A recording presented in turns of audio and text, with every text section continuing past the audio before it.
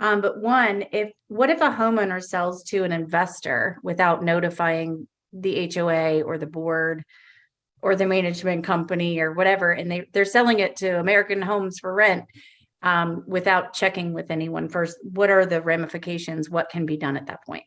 Right. And I think, we can, this is a good point to talk about enforcement. We can do that. Enforcement is not the easiest thing with leasing restrictions. So we're going to talk about how to implement a leasing restriction, but then you have to enforce it, right? And people are going to try to evade it. We had one condominium owner who was white, and they had a black person living there that they claimed was their cousin. They may have been cousins, but it seemed a little unlikely.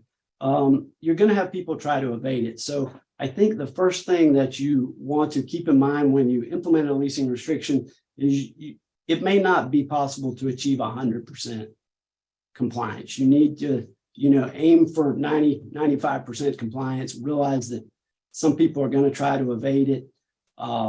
But I mean, you do have the different enforcement mechanisms that we mentioned earlier. When something like that happens,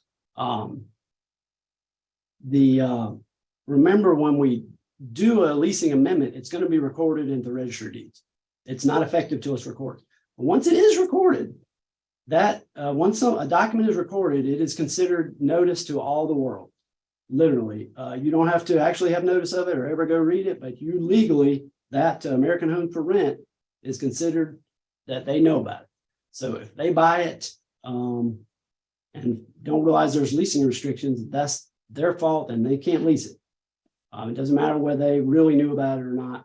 They should have done a proper title search, which sometimes I wonder if they even do. They're buying things in a week, Yeah. The enforcement is, something you just have to stay on top of. You may have to get your attorney involved, send a letter. I know we sent one of those, I think today, to, I don't know if it was American Homes for Rent, but one of those